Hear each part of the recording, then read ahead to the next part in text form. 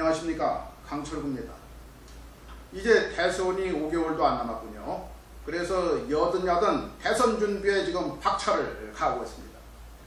양당 모두 경선에 들어가서 각 후보자들이 정견 발표에 바쁩니다. 새누리당의 경우에는 아마도 박근혜 씨가 후보가 될 가능성이 가장 높죠. 다른 후보들보다 이 지지율이 월등하게 높으니까요.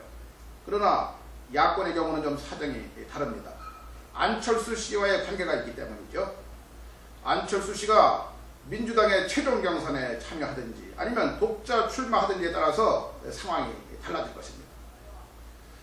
최근 안철수 씨의 책이 나오면서 지지율이 높아졌기 때문에 아마 이런 상태가 쭉 계속되면은 민주당은 대선 후보를 내지 못하는 그런 불행한 사태를 맞이할지도 모르겠습니다.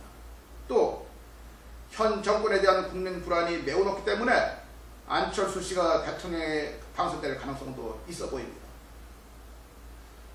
그런데 여기에 우리가 좀 생각해 봐야 될 문제가 있습니다.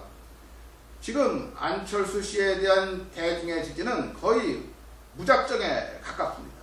그래서 이 안철수 씨를 비판하게 되면은 마치 국민의 공적이나 되는 것처럼 이렇게 매도당하는 분위기예요.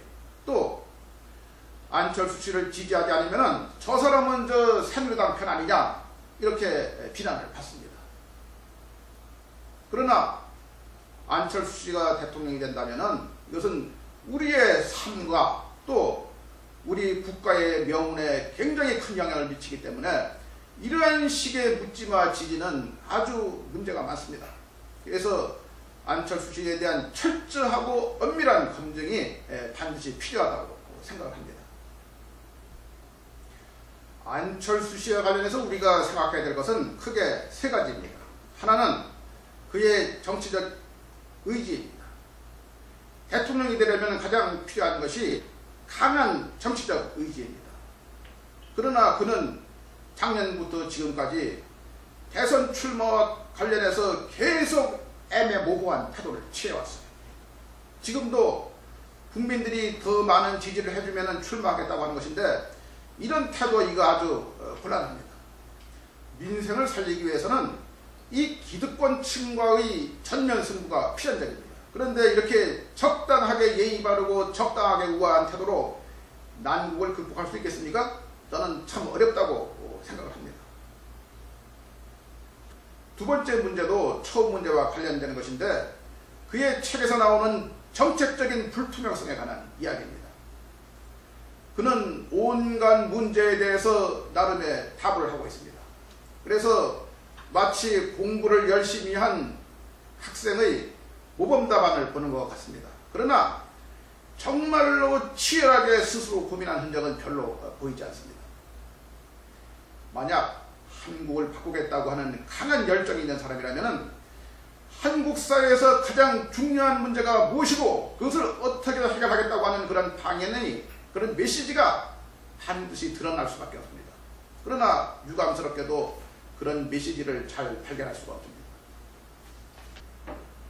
세 번째로 이 안철수 씨가 집권했다고 쳐봅시다. 그러면 그가 자신의 개혁 정책을 제대로 관철할 수 있을까요? 지금 새누리당이 의석의 과반수를 차지한 상황에서 자기의 독자 세력을 가지고 개혁을 추구해 나가는 것은 굉장히 어려울 것으로 보입니다. 그렇다면 민주당과 연립정권을 형성할 때는 어떨까요? 그때도 역시 개혁정책에 많은 제동이 걸릴 것입니다. 그래서 그가 집권했다고 해서 그것이 반드시 한국의 개혁을 가져오리라고 하는 그런 보장은 없습니다. 그래서 어떤 정치평론가들은 그가 집권한다고 해도 역시 실패한 대통령이 될 것이라고 하는 이런 우울한 추측을 하고 있습니다. 이 점을 우리는 연말 대선을 앞두고 깊이 생각해 봐야 합니다. 정권이 어떻게 바뀌든가 또 어떤 사람이 대통령이 되든가 이러한 것이 사실 큰 문제가 아닙니다.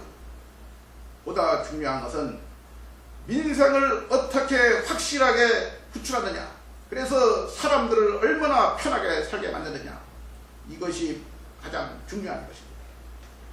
여러분, 우리 이 문제를 같이 계속 고민해 보십시오.